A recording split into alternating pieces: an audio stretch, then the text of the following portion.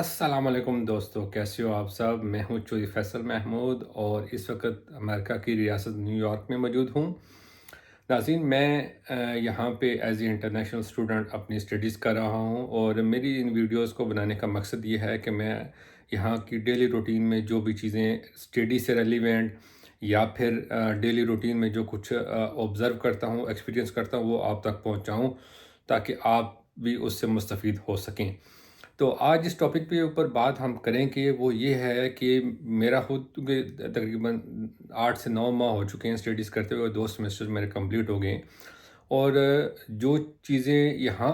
आने के बाद मैंने बहुत सी चीज़ें मुझे पता चली, इम्पोर्टेंट चीज़ें, वो अगर मुझे पहले पता होती तो बहुत मैं बेहतर डिसीजन ले सकता था स्टडीज़ से रेलिवेंट। तो आज जो हम बात करेंगे कि अमेरिका में स्टडीज़ के लिए अगर किसी का प्लान हो तो ये वीडियो उनके लिए बहुत इम्पोर्टेंट है। और मैं कोशिश करूँगा कि इसमें आपको बहुत इम्पोर्टेंट टिप्स दूँ जो यहाँ पे मैंने अपने 2 सेमेस्टर्स के दौरान या आने के बाद मैंने देखा, अपने क्लास फेलोज़ से मिला, उनसे चेक किया, अपने टीचर्स, अपनी यूनिवर्सिटी में ऑब्ज़र्व किया कि जो इंटरनेशनल स्टूडेंट्स हैं उन्होंने कौन से कोर्सेज़ में अपनी एनरोलमेंट कराई हुई है और वो कौन से कोर्सेज़ कर रहे हैं और उनकी पीछे उसके पीछे क्या वजह है कि ये कोर्सेज़ किस लिए उन्हें एनरोल कराया। तो सबसे पहले हम बात करते हैं कि अमेरिका का आपको पता है कि जो स्टडी सिस्टम है, जो बैचलर्स और ग्रेजुएशन और मास्टर लेवल का है, वो 2 तरह की स्टडीज़ 2 तरह की कैटेगरीज़ के ऊपर है मुश्तमिल। स्पेशली इंटरनेशनल जो स्टूडेंट्स होते हैं उनके लिए। एक होता है स्टेम एजुकेशन। स्टेम एजुकेशन क्या होती है? स्टेम एजुकेशन है S for science and T for technology, E for engineering and M for math. जो कोर्सेज आपके स्टेम एजुकेशन से रेलिवेंट आते हैं, एक वो कैटेगरी आ गई। और इसके अलावा बाकी जितने भी स्टडी के कोर्सेज हैं वो सारे स्टेम कोर्सेज के अलावा आ जाते हैं। तो अब जो बेसिकली इन 2 कैटेगरीज को डिफ़ाइन करने का मकसद इनका ये है कि आप जो कोई भी इंटरनेशनल स्टूडेंट जब यहाँ पे आता है और अपनी या पाकिस्तान, इंडिया या कहीं से भी अप्लाई करता है स्टडी वीज़ा के लिए, तो उसकी एक यहाँ पे आपको पता है कि जो डिग्री होगी वो एक ख़ास मुद्दत तक होगी। जैसे कि स्टेम एजुकेशन है, अगर आप बैचलर में एडमिशन लेते हो तो बैचलर जो है वो 4 साल की डिग्री का है। और मास्टर लेते हो, मास्टर जो है वो 2 साल का होता है। लेकिन अगर आप बहुत से दीगर जो कोर्सेज़ हैं जैसे कि एलएलएम हो गया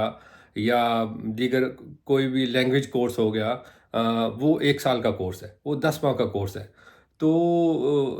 एलएलएम भी 10 माह का 1 साल का कोर्स है। तो अब आप अगर यहाँ पे बैचलर करते हो तो बैचलर की वो 4 साल की डिग्री होगी। और स्टेम में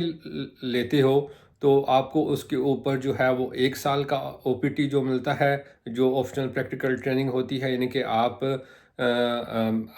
अपनी स्टडी कंप्लीट करने के बाद 1 साल तक यहाँ पे अपनी जो प्रैक्टिकल एक्सपीरियंस है वो ले सकती हो। लेकिन अगर स्टेम एजुकेशन में होगा तो वो बाद में 1 साल के बाद वो मज़ीद फर्दर 2 साल तक भी वो एक्सटेंड हो जाता है। इट्स मीन कि आप अगर स्टेम एजुकेशन से रेलिवेंट हैं तो आपको 3 साल का ओपीटी मिलेगा। लेकिन अगर आप स्टेम एजुकेशन से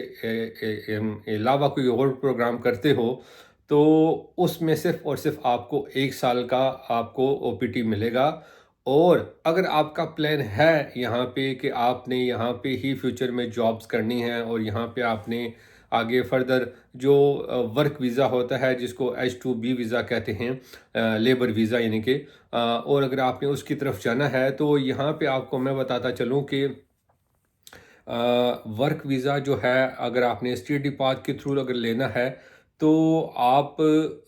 को जो है ना स्टडी डिग्री कंप्लीट करने के बाद डिग्री कंप्लीट करने के बाद आपका यहाँ पे जो चांस होते हैं स्टेम एजुकेशन वालों को 3 साल। और दीगर जो कैटेगरीज के जो लोग होते हैं उनको 1 साल ओपीटी जो अलाउ होती है। उस दौरान आपका यहाँ पे लकी ड्रॉ होता है और उसमें 85,000 जो है वो हर साल H2B वीज़ा जो है वो दिए जाते हैं, जिनमें से 20,000 जो वीज़ाज़ हैं वो स्पेशल मास्टर डिग्रीज़ वालों के लिए रखे जाते हैं। और 65 जो हैं उनमें भी मास्टर वाले भी आते हैं और बाकी भी कैटेगरीज के आते हैं। लेकिन जो एक 20,000 जो वीज़ाज़ हैं लेबर वीज़ा जो है वो स्पेशल सिर्फ़ और सिर्फ मास्टर डिग्री वालों को डबल यानी कि उनको एक चांस दिया जाता है। तो उसमें आपकी किस्मत है कि आपका नाम निकले या ना निकले। अगर आपकी आपकी तरफ से जो कंपनी होगी जो आपका एम्प्लॉयर होगा जिसने फ़ाइल आपकी डाली होगी लेबर वीज़ा के लिए, वो आपको आपकी फ़ाइल डाल देगा। अगर आपका पहले साल में चांस आ गया, वेल एंड गुड, आपका H2B में आगे फर्दर प्रोसेस होना शुरू हो जाएगा। आपका दूसरे साल में आया तो भी उसमें शुरू हो गया, और अगर आपका तीसरे साल में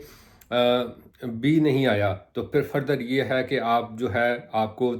चांस होते हैं उसमें, और आप उसमें जो है स्टडी की बेस पे आप आगे जो लेबर वीज़ा में जा सकते हैं वो चांस आपके पास तीन है, और तीनों के तीनों जो है वो लकी ड्रॉ की बेस पे ही होते हैं, चाहे आप कोई भी डिग्री कर लें। तो ये एक आपको एक होना चाहिए कि आप मेरी एक सबसे पहला जो इम्पोर्टेंट पॉइंट है कि आप अपनी जो भी आप डिग्री चूज़ करें वो रेलिवेंट टू स्टेम डिग्री हो, स्टेम प्रोग्राम से रेलिवेंट हो, या तो वो साइंस की हो या टेक्नोलॉजी आईटी से रेलिवेंट हो, या फिर आपकी होनी चाहिए इंजीनियरिंग से रेलिवेंट, या फिर मैथमेटिक्स से रेलिवेंट। तो ये जो हैं चार प्रोग्राम जो हैं मेजर जो टॉप फील्ड्स हैं इनसे रेलिवेंट होना चाहिए। सबसे ज़्यादा आजकल यहाँ पे जो जॉब अपॉर्चुनिटीज़ होती हैं ड्यूरिंग दी स्टडीज़ भी, आप सीपीटी पे आप जो आपको वर्क अलाउ होता है उस पे भी आपको जो इजीली जॉब्स वगैरह मिल जाती हैं, वो आईटी से रेलिवेंट जो जॉब्स होती हैं उनके ऊपर आपका अगर प्रीवियस में भी एक्सपीरियंस है थोड़ा बहुत, या ड्यूरिंग आप स्टडीज़ के दौरान भी अगर आप एक दो सेमेस्टर करने के साथ साथ करने के बाद आप कुछ स्किल्स अपनी डेवलप कर लेते हो तो आपको काफ़ी चीज़ें जो हैं वो आपको वो जॉब में हेल्पफुल हो जाती हैं और आपको जॉब मिल जाती है। अब आ जाते हैं ये पॉइंट आपको क्लियर होना चाहिए कि आपने जो भी कोर्स सेलेक्ट करना है, अगर आपका मूड है कि स्टडीज़ के बाद आपने 3 साल का ओपीटी लेना है और उसके बाद अगर आपने लेबर वीज़ा में अपनी कन्वर्ट करवानी है तो आपको लाजमी तौर पे आपको स्टेम एजुकेशन से रेलिवेंट उसमें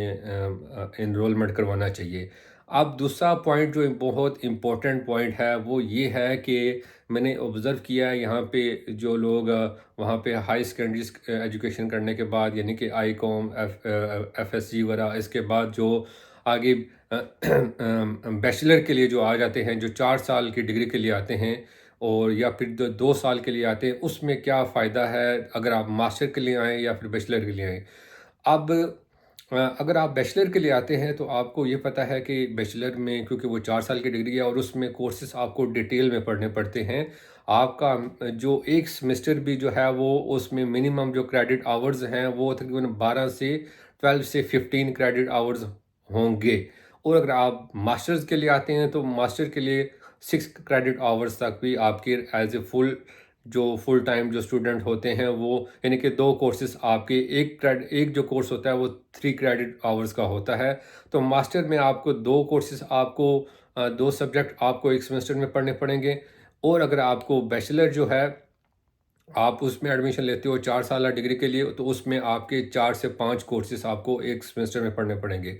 तो आप अगर आप बैचलर के लिए आते हो तो आप ये देख लो कि अगर आपके 4 कोर्सेज होंगे 5 होंगे तो उस हिसाब से क्लासेस भी ज़्यादा होंगी। आपको एक तो क्लासेस ज़्यादा होंगी, आपको उस हिसाब से फिर उसके ऊपर जो प्रोजेक्ट्स होंगे, रिसर्च होगी, वो भी आपको ज़्यादा टाइम देना पड़ेगा। तो बैचलर के लिए आपको फुल टाइम स्टडी को फोकस करना पड़ता है। उसके साथ साथ आप जो है अगर आप सीपीटी पे जो कह लें कि करिकुलम प्रैक्टिकल ट्रेनिंग जो होती है, यानी कि ड्यूरिंग द स्टडीज़ जो आप जॉब्स करते हैं अपने मेजर से रेलिवेंट है, वो आप उसके ऊपर फिर वो बहुत मुश्किल होगा कि आप कोई टाइम निकाल पाओ। तो मेरा जो कहने का इस पॉइंट को कहने का मकसद ये है कि अगर आप बैचलर अपनी कंट्री से कर लो और मास्टर यहाँ पे आके करो, मास्टर करोगे तो आपके 2 कोर्सेज होंगे, और बहुत सी आजकल बहुत सी यूनिवर्सिटीज़ हैं जो ऑनलाइन भी कोर्सेज आपकी मास्टर लेवल पे, मास्टर के लिए आपको ऑनलाइन कोर्सेज भी ऑफ़र कर रही होती हैं कि आपकी ऑनलाइन क्लासेस भी हो जाती हैं। और महीने में आपको 2-3 दफ़ा आपको जाना पड़ता है, क्लासेस लेनी पड़ती है, रिसर्च की प्रोजेक्ट जो है उसके ऊपर काम करना पड़ता है, तो वो आप जाके अपनी जो है वो स्टूडेंट वीज़ा है उसकी रिक्वायरमेंट्स वगैरह पूरे करते हैं और साथ में अपनी फुल टाइम जो कैटेगरी है उसके ऊपर पूरा उतरते हैं। तो अगर मास्टर के लिए आओगे ना, तो वो मैं समझता हूँ कि आप मास्टर के लिए बेस्ट ऑप्शन है अमेरिका में आपका स्टडीज़ का, बजाय इसके कि आप बैचलर के लिए आओ। तो बैचलर के लिए आओगे तो आपको फिर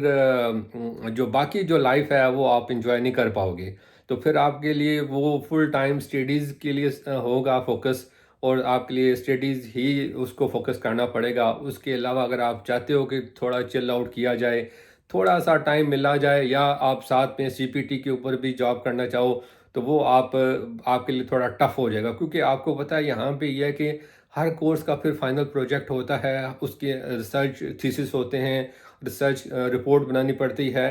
तो ये जो मेरी जो आपको दूसरी रिकमेंडेशन है आपको, कि आप बैचलर अपनी कंट्री से करो और मास्टर के लिए आप यहाँ पे अप्लाई करो। तो उस मास्टर के लिए आप आओगे, तो मास्टर के लिए आपको ये होगा, मास्टर डिग्री के लिए तो आप इजीली अपनी साथ में सीपीटी के ऊपर जॉब भी कर सकते हो, और साथ में आपकी मैक्सिमम हो सकता है कि आपकी क्लासेस एक ही दिन हो, दोनों कोर्सेज़ की एक ही दिन में आपके दोनों कोर्सेज़ हो जाएंगे, आपको बाकी टाइम मिल जाएगा। लेकिन बैचलर के लिए आपको 3 दिन वीक में लाजमी आपकी क्लासेस होंगी, मिनिमम 2 से 3 दिन तो लाजमी होंगी, एक दिन की तो कहानी नहीं होगी बैचलर में। तो 3 दिन आपकी क्लासेस होंगी, पीछे आप देख लें फिर 4 दिन होंगे, वो आप 4 दिन जो है वो उसी की जो स्टडी करोगे उसी में ही आपकी रिसर्च के ऊपर और बाकी असाइनमेंट्स और एग्ज़ाम और वीकली टेस्ट उनके ऊपर आपके लग जाएंगे। तो ये मेरी आपको जो इम्पोर्टेंट टिप्स थी, यहाँ पे आके मैंने देखा कि एक तो आपकी डिग्री मस्ट बी रेलिवेंट होनी चाहिए, स्टेम एजुकेशन। दूसरा, मैं आपको प्रेफर करता हूँ मास्टर के लिए आप आओ। और दूसरी जो बात, तीसरी बात, आप बैचलर के लिए आओगे, तो बैचलर के लिए आओगे जब कोर्सेज ज़्यादा होंगे तो उसकी फ़ीस भी उस हिसाब से, वो ट्यूशन फ़ीस और यूनिवर्सिटी की फ़ीस ज़्यादा होगी, क्योंकि उसमें प्रोफेसर ज़्यादा होंगे, रिसर्च ज़्यादा होगी और कोर्सेज ज़्यादा होंगे। लेकिन अगर आप मास्टर के लिए आते हो, तो मास्टर में क्योंकि क्रेडिट आवर 6 तक आपका होता है, 2 कोर्स आपके होंगे, तो वो आपको बैचलर की निस्बत आपकी फ़ीस भी कम होगी। तो और उसमें आपको कई यूनिवर्सिटी जो हैं वो ऑनलाइन भी क्लासेस ऑफ़र करेंगी। शुरू के हो सकता है आप 1 आध सेमेस्टर, 2 सेमेस्टर आपके ऑनलाइन भी हो जाएँ, तो उसमें आपकी फ़ीस वगैरह भी मुनासिब हो जाएँगी। तो तीसरा जो रेलेवेंट मैंने आपको बताना था पॉइंट, वो यही है कि आप जब मास्टर करो, मास्टर में आपको फ़ायदा ये होगा कि आपकी फ़ीसेस वगैरह भी कम जो है वो आपको बजाय इसके कि बैचलर में देनी पड़ेगी। तो चौथा जो मैं आपको एक और एडवाइस देना चाहता हूँ, कि आप मस्ट बी जो है कि आप कोई भी जो आप किसी भी डिग्री में एडमिशन ले रहे हैं, उससे रेलिवेंट कोई भी, मैं समझता हूँ कि छोटा मोटा कोर्स आप करके आओ, वहाँ से ही अपने पाकिस्तान से, इंडिया से, जहाँ से भी मेरे व्यूज़र देख रहे हैं, वहाँ से करके आओगे, तो आप यहाँ पे जब आओगे तो आपको सीपीटी के फर्स्ट डे ही आपको सीपीटी अलाउ होता है। तो आपको बेसिक लेवल की जॉब जो है वो सीपीटी के ऊपर आप वो उसके ऊपर कर सकते हो। लेकिन अगर आप आओ कहो कि हम यहाँ आएँगे, यहीं से ही साथ में स्टडी करेंगे, साथ में सीखेंगे और फिर उसके बाद सीपीटी के ऊपर साथ में जॉब करना स्टार्ट कर देंगे, वो बहुत मुश्किल हो जाएगा। आपको 2-3 सेमेस्टर शुरू के फिर आपको कुर्बान करने पड़ेंगे। अपनी स्टडीज़ को, स्किल्स को फ़ोकस करना पड़ेगा और टारगेट करना पड़ेगा। फिर आपको अपने कुछ स्किल्स कर लोगे, तो फिर उसके बाद आपको जो है वो जॉब की तरफ आपको ईज़िली मिल जाएगी। जो नेक्स्ट जो टिप है आपको, लिंक्डइन, मैं आपको बताऊं, ये ऐसी चीज़ है, मुझे अमेरिका में आके इसकी इम्पोर्टेंस पता चली है। लिंक्डइन ऐप जो है, इसकी क्या इम्पोर्टेंस है। पूरी ज़िंदगी हमने वहाँ पे स्टडीज़ की, प्रोफेशनल एक्सपीरियंस किया, सब कुछ किया, हमें इस इतनी इम्पोर्टेंट ऐप का नहीं हमें पता चला,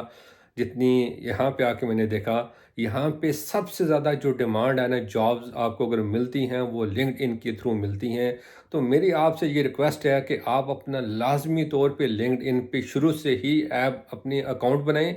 और उसके ऊपर अपनी जो भी आप छोटे मोटे कोर्सेज करें, जो छोटे मोटे ट्रेनिंग्स करें, उसके ऊपर अपना एक नेटवर्क बिल्ड करके आएँ। आप यहाँ से आके करेंगे, मैंने खुद आपको बताया हूँ, मैं ये चीज़ जो है मैंने यहाँ आके स्टार्ट की, और मुझे इसका दुख हो रहा है कि काश ये मुझे पहले पता होती, तो मैं जो है अपनी कोई वहाँ वहाँ पहले से ही इसके ऊपर वर्किंग करके आता, जो मेरी पिछले 6 साल 10 साल की जो मेरी प्रोफेशनल वर्किंग है वो मैं उस पे साथ साथ अपलोड किया होता, मेरा एक नेटवर्क बिल्ड हुआ हुआ होता। तो आज मैं अगर कोई भी जॉब करनी होती उसके उसके ऊपर, तो वो मेरे लिए आसानी होती, मेरे ऑलरेडी लिंक्डइन के ऊपर नेटवर्क बना हुआ था। लेकिन अब मैं यहाँ आके मैंने अपनी वो अकाउंट बनाया और उसके ऊपर अब अपना नेटवर्क बिल्ड कर रहा हूँ। तो ये जो मैंने आपको 4-5 जो टिप्स बताई हैं, मैं आपको बता रहा हूँ, इतनी कीमती टिप्स हैं ये, कि जो आप यहाँ आके अगर आपको यहाँ आके इन चीज़ों की इम्पोर्टेंस पता चलेगी, तो आप अगर इनको अभी से ही इसके ऊपर वर्किंग करेंगे, तो मैं समझता हूँ आपके लिए फ़ायदा होगा और आने वाली यहाँ की जो लाइफ आपकी होगी वो आसान हो जाएगी। तो इंशाल्लाह मेरा टारगेट भी है, इस पे फर्दर भी मैं वीडियोस बनाऊंगा स्टडीज़ के ऊपर, स्टडी वीज़ाज़ के ऊपर, स्टडी वीज़ा कैसे अप्लाई किया जाता है और इसका क्या प्रोसेस है, विज़िट वीज़ा का क्या प्रोसेस है, और बाकी जो चीज़ें हैं, लेबर वीज़ा कैसे लिया जा सकता है, और बाकी जो दीगर प्रोसेस हैं, या बाकी यहाँ के जो एक्सपेंस हैं वो उनके कितने कौन कौन से आते हैं, और स्टडी वीज़े का प्रोसेस क्या है स्टार्ट से लेके एंड तक। इंशाल्लाह मैं फ़र्दर बाकी भी, तो आपकी बाकी भी चीज़ें मैं इंशाल्लाह इनके ऊपर भी अपने व्लॉग्स वगैरह बना के आपके लिए मैं अपलोड करूँगा। आपके माइंड में कोई स्पेसिफिक क्वेश्चन है तो वो मुझे लाज़मी वो मुझे बताएँ, मैं उसके ऊपर भी रिसर्च करके बताऊँगा। अल्हम्दुलिल्लाह मैं आपको बताऊँ, मुझे तकरीबन यहाँ पे ऑलमोस्ट 1 साल से ज़्यादा का एक्सपीरियंस हो गया मुझे यहाँ पे स्टे का, और मेरे स्टडीज़ का भी तकरीबन 8 से 9 माह का एक्सपीरियंस हो गया है, और 2 सेमेस्टर मैं अपने कंप्लीट कर चुका हूँ, और मैंने भी मास्टर में एडमिशन लिया है। तो जो मेरे अपने प्रीवियस एक्सपीरियंस होंगे, मैंने ड्राइविंग लाइसेंस कैसे बनाया, बाकी चीज़ें कैसे की, अकाउंट्स वगैरह कैसे ओपन किए, दीगर जो रूटीन की जो चीज़ें हैं वो कैसे की, वो इंशाल्लाह मैं उनके ऊपर तमाम चीज़ों के ऊपर मैं अपने व्लॉग्स बनाऊँगा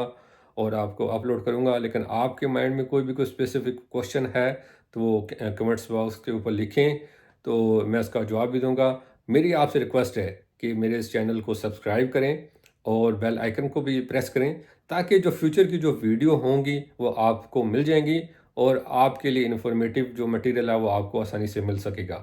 तो आप